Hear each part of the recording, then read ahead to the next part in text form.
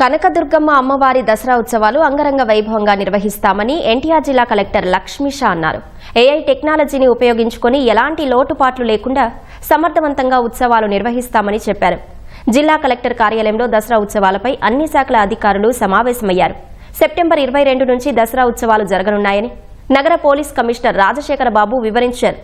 గత అనుభవాలను దృష్టిలో పెట్టుకుని మరింత మెరుగ్గా భక్తులకు సౌకర్యాలు కల్పిస్తామని వెల్లడించారు. ఎక్కడా అవాంతరాలు లేకుండా అన్ని శాఖల సమన్వయంతో దసరా ఉత్సవాలు నిర్వహిస్తామని దుర్గగుడి ఆలయ ఈవో షీనా నాయక్ పేర్కొన్నారు. అస్త్రం అనేది లాస్ట్ టైం అప్పుడే స్టార్ట్ చేసాం. ఈసారి అది ఫుల్ ఫ్లెడ్జ్డ్గా అస్త్రం అనేది మనకు అందుబాటులో ఉంది.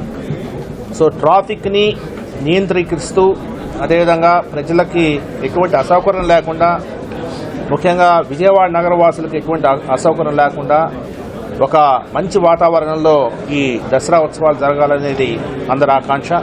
సో ఈసారి విఐపి మూవ్మెంట్ ఎలా ఉండాలి, అదేవిధంగా పూజల గురించి కూడా కొంత చర్చ జరిగింది. సో ఈసారి అందరి ఆశీస్సులతో విజయవాడ నగర ప్రజానీకానికి ఒక మంచి అనుభూతి ఇచ్చేలాగా ఈ యొక్క ఉత్సవాలు నిర్వర్తిస్తామని చెప్పేసి హామీ ఇస్తున్నాను. సెప్టెంబర్ 22వ తారీఖు నుంచి అక్టోబర్ 2వ తారీఖు వరకు ఈ 11 రోజులు ప్రతిరోజు ఏమీ లేదన్నా కూడా 2 లక్షల నుంచి 2.5 లక్షల మంది ఈ సిటీకి వచ్చి వెళ్తుంటారు. దాంతోపాటు ఈసారి విజయవాడ ఉత్సవాలు కూడా జరుగుతూ ఉంటాయి. చాలా ఈవెంట్స్, కల్చరల్ ఈవెంట్స్, అలాగే ఈ సెలబ్రేషన్స్, ఫెస్టివల్స్ ఇవన్నీ జరుగుతుంటాయి. కాబట్టి అన్ని రకాలుగా ఎంతమంది విజయవాడకి తరలి వచ్చినా వాళ్ళకి ఎక్కడ ఇబ్బంది కలగకుండా వాళ్ళ రాకపోకలకి, అలాగే వాళ్ళ పార్కింగ్ ఏరియాస్, అట్లాగే బేసిక్ ఫెసిలిటీసు, దీని గురించి అన్ని రకాలుగా ఏర్పాటు చేసి ఎన్ని లక్షల మంది వచ్చినా వాళ్ళు మంచి అనుభూతితో, మంచి ఎక్స్పీరియన్స్తో ఇంటికి వెళ్ళడానికి అరేంజ్మెంట్ చేయడానికి ఈరోజు చర్చించడం జరిగింది. గతం కన్నా ఈసారి భిన్నంగా ఇన్నోవేటివ్గా చేయడానికి మేమంతా సిద్ధంగా ఉన్నాము. దయచేసి మీ అందరూ కూడా సహకరించాలి.